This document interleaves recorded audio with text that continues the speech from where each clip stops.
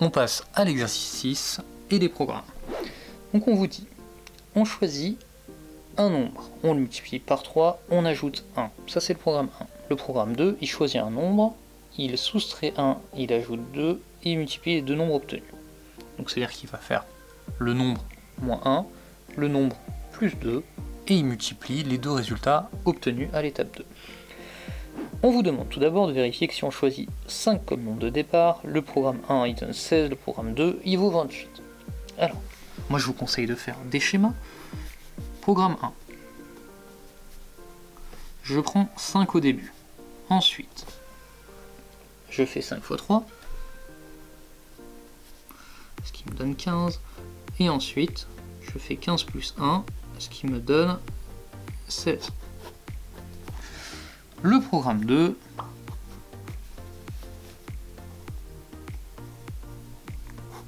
il fait des choses différentes. On a choisi 5 et il va faire deux trucs en parallèle. Il va faire 5 moins 1,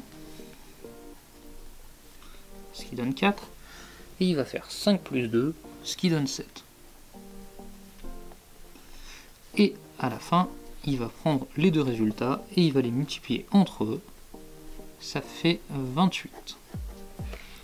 Je retrouve effectivement 16 avec le programme 1 et 28 avec le programme 2.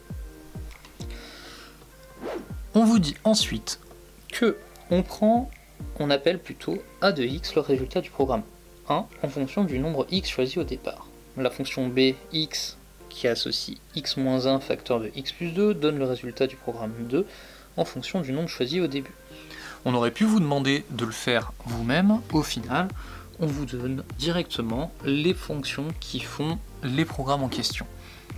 Pour rappel, si on vous avait demandé de faire le programme avec x, là vous auriez dit x fois 3, et après x fois 3 plus 1, donc 3x plus 1. Ce programme-là serait fait x moins 1, x plus 2, et donc comme on multiplie les résultats, ça aurait fait x moins 1 fois x plus 2, c'est bien ce qu'on vous donne dans l'énoncé. Exprimer a de x en fonction de x. Bon, j'avance un peu trop vite en besogne, donc question 2, la première étape, donc comme je le disais, on prend x, deuxième étape, on fait 3 fois x, donc 3x, et enfin on rajoute 1, donc 3x plus 1. A de x, ça donne ça, quand on fait le programme. Ensuite, déterminer le nombre que l'on doit choisir au départ pour obtenir 0 comme résultat du programme 1. Donc, en soi, ce qu'on veut, c'est que a de x soit égal à 0. Ça, c'est ce qu'on cherche. Donc on veut que 3x plus 1 soit égal à 0. Là, c'est une équation basique. 3x, ça doit être égal à moins 1, parce que ça, je vais le mettre de l'autre côté, donc je vais le soustraire en réalité des deux côtés. 3x moins 1 plus 1, ça disparaît, et 0 moins 1, moins 1. Et enfin, x, c'est moins 1 divisé par 3. Voilà, on a fini de répondre à la question. Ensuite, développer et réduire l'expression b de x, x moins 1 fois x plus 2. On vous demande de développer et de réduire. Enfin, développer, c'est super simple. Pour la question 3, vous allez avoir x moins 1 fois x plus 2.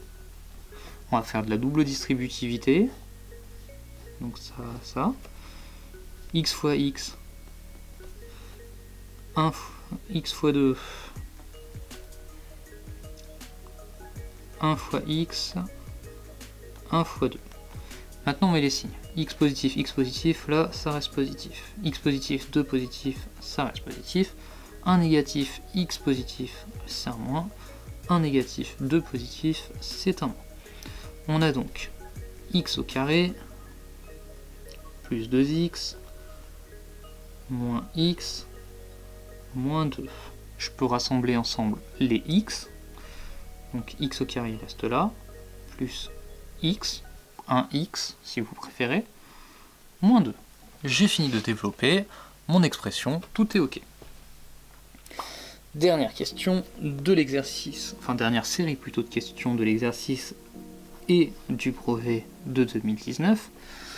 Première, montrer que b de x moins a de x est égal à x plus 1 fois x moins 3. Alors, si on fait b de x moins a de x, on va le faire tout seul déjà pour commencer. Donc on va prendre nos résultats qu'on avait ici, donc 3x plus 1 et x carré plus x moins 2, donc x carré plus x moins 2 moins 3x plus 1, donc ça c'est b, ça c'est a, x carré plus x moins 2 moins 3x moins 1, attention, le moins s'applique aux deux éléments de la parenthèse, ça donne x au carré moins 2x moins 3. Ça c'est un résultat quand on calcule les choses toutes seules dans son coin. Maintenant, qu'est-ce qui se passe quand on calcule x plus 1 fois x moins 3? On regarde voir si ça donne la même chose. Donc, x plus 1, x moins 3. On fait de la double distributivité. Pourquoi je fais ça? Parce que moi on me demande de prouver que ce truc là c'est la même chose que ce truc là.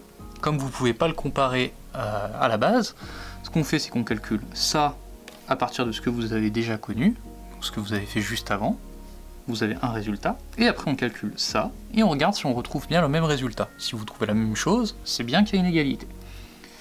Donc ça va faire x fois x, x fois 3, 1 fois x, 1 fois 3.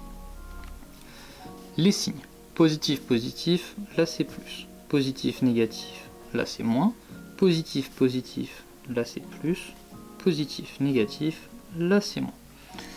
On va voir x au carré, moins 3x, plus x moins 3, je peux rassembler ensemble x carré moins 2x moins 3. Ça, c'est la même chose que ça. Donc, b de x moins a de x, c'est bien la même chose que x plus 1 fois x moins 3. Donc là, c'est des questions un peu plus compliquées, où il faut avoir le réflexe de calculer tout seul un truc, et l'autre morceau tout seul aussi, et de voir si on retombe bien sur le même résultat. On passe à la dernière question du brevet, à savoir quel nombre on doit choisir au début pour que les programmes 1 et 2 donnent les mêmes réponses. Alors c'est un peu rigolo comme exercice, puisque en fait, vous allez devoir combiner toutes les infos que vous avez eues jusqu'à maintenant. Vous savez que a de x, ça représente le programme 1, b de x, ça représente le programme 2, et vous venez juste à l'instant de faire b de x moins a de x. Pourquoi vous avez fait ça? Ça va vous servir en fait. Quand on a deux choses qui obtiennent le même résultat, si on les soustrait, on va trouver 0. Donc si b de x moins a de x égale 0, ça veut dire que les deux programmes avaient le même résultat.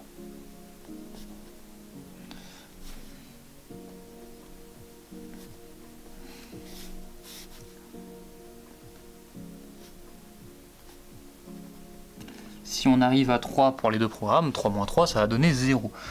Alors, c'est là que c'est intéressant, puisque vous allez utiliser ce qu'on vient juste de montrer avant, à savoir x plus 1 et x moins 3.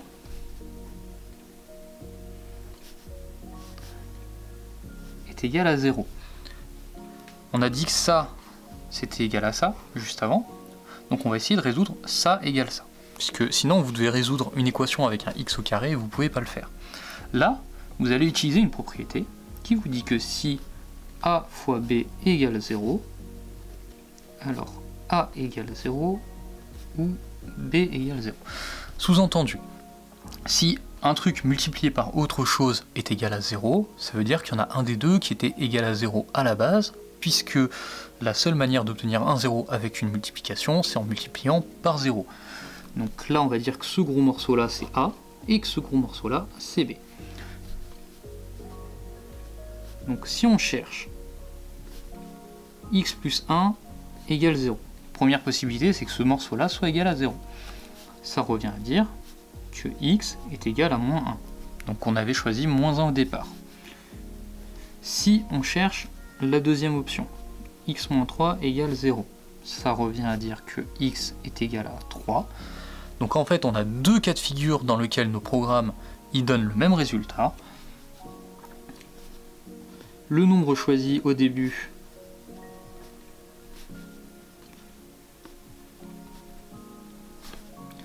ça doit être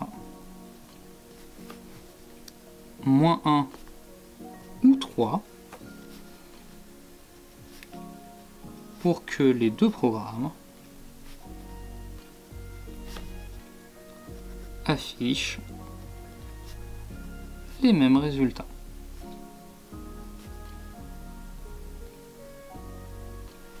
On pourrait même calculer le résultat de ce programme. On sait que le programme A c'est 3x plus 1, donc si je remplace par moins 1, ça va faire moins 3 plus 1, donc moins 2.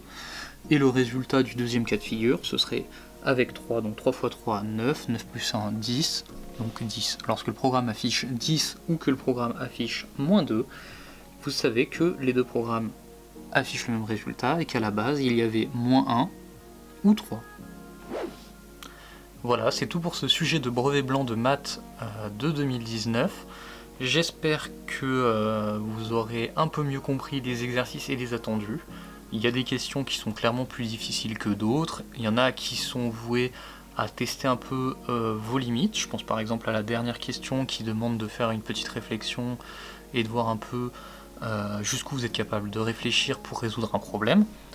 Évidemment, le plus important quand vous êtes en condition d'examen, c'est de chercher à mettre un maximum de points et donc de répondre à un maximum de questions. Ne restez pas bloqué sur une question si vous n'y arrivez pas, vraiment essayez de faire un maximum de choses et de garder justement le plus de temps possible à la fin pour réfléchir à ce qui vous fait un peu plus bloquer. Il vaut mieux faire d'abord tout ce que vous savez et prendre le temps quand vous savez que vous n'avez rien d'autre, où vous êtes certain de pouvoir mettre des points facilement, pour réfléchir justement à comment marquer un peu plus de points. C'est tout pour moi sur ce brevet, j'espère qu'il vous aura permis de trouver des réponses aux éventuelles questions que vous pourriez vous poser sur les exercices. Maintenant c'est à votre tour de vous y essayer, pourquoi pas de refaire ce sujet par vous-même sans les réponses pour voir si vous êtes capable de répondre à toutes les questions ou si justement il y a encore des points obscurs. Si jamais il y a des points qui vous posent encore problème, n'hésitez pas à poser des questions, vous rediriger vers vos professeurs pour qu'ils vous aident à répondre du coup à ces interrogations. Et moi je vous dis à très bientôt pour une prochaine vidéo.